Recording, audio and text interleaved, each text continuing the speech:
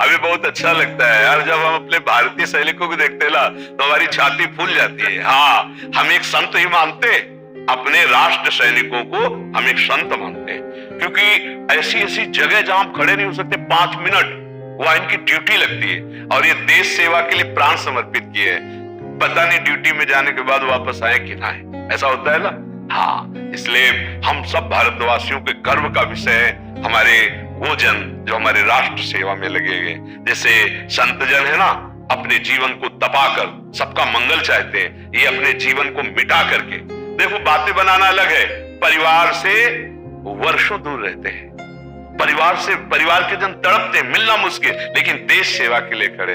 हाँ, हम भारतवासियों का गर्व है, जो आर्मी है ये हम भारतवासियों का गर्व है कि हमारे राष्ट्र सेवा में जागते हैं और हम चैन से सोते हैं।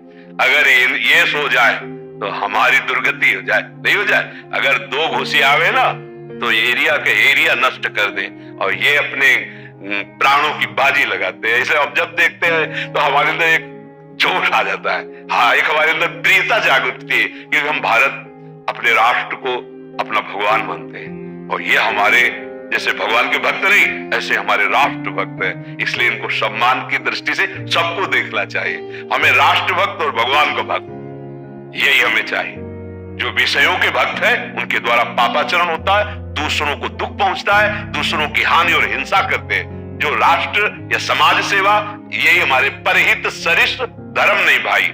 जो दूसरों की रक्षा का भार ले लेता है, दूसरों को सुख पहुंचाने का भार ले लेता है, भगवान बिना कोई अन्य साधन के उसको भगवत प्राप्ति हो जाती है। हमें बहुत अच्छा लगता है, आप अपने धर्म से चलिए और आपसे माला गोली वाली ये जो चल रही तो ठीक ही है, पर उस पे चूक नहीं होनी चाहिए। आप उससे चलोगे ना तो हमारा तिरंगा फहराएगा, हमारा राष्ट्र सुखी रहेगा।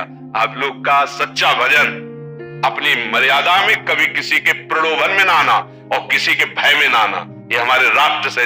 और जो अगर प्रलोभन में आ गया फिर तो चूक हो जाएगी, नहीं, फिर चूक हो जाएगी। कोई प्रलोभन, हमारे राष्ट्र से बढ़कर हमें कोई प्रलोभित नहीं कर सकता। हमारी राष्ट्र रक्षा में अगर कहीं थोड़ा सा भी छिद्र दिखाई दे तो चाहे अपना ही आदमी क्यों न हो, उसे तत्काल अंडर में लेना चाहिए, नहीं तो छोटा सा छिद्र हमारे देश के लिए घातक बन सकता है। हमारे राष्ट्र सैनिकों की जय हो, वो स्वस्थ रहे और हमारे भारत की सुरक्षा में रहे। और जिनका शरीर छूटता है, एक बार प्रश्न किया था किसी घर वाले ने कि अगर राष्ट्र सैनिकों का शरीर छूटता है तो क्या अकाल मृत्यु? नहीं, बंधनी। ऐसे जैसे पुण्य आत्मा जाता है तो स्वर्ग में जाकर पुण्य क्षीण होने के बाद मृत्यु लोक को प्राप्त होता है, लेकिन जो वीर गति को प्राप्त होता है वो नहीं। वो ऐसा नहीं पुण्य है कि पुण्य क्षीणे मृत्यु लोके वसंति, वो जब तक स्वर्ग रहेगा तब तक उसमें रहेंगे, इसके बाद ऊपर की उन्नति को नीचे नहीं आएंगे। ये वीर गति कही जाती है, ये हमारे देश के प्रति बलिदान कहा जाता है। ये बहुत बड़ी यज्ञ है, रण यज्ञ।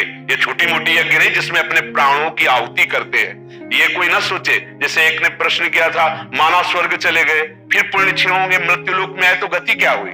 कोई बात तो नहीं बनी। उनको नहीं होता पुण्य बल से स्वर्ग जाना और राष्ट्र भक्ति में प्राणों का समर्पण कर देना। वो सदैव जब तक स्वर्ग है, सृष्टि का विलय नहीं होता, तब तक उसमें रहेंगे, इसके बाद ऊपर के लोगों को जाएंगे, अधोगति नहीं होगी। ये कोई साधारण खेल नहीं। खूब नाम जप करो और राष्ट्र सेवा में, समाज सेवा में रहो। आपका स्वागत है। जय श्री राधे, भारत माता की जय। हाँ, बिल्कुल, धन्यवाद।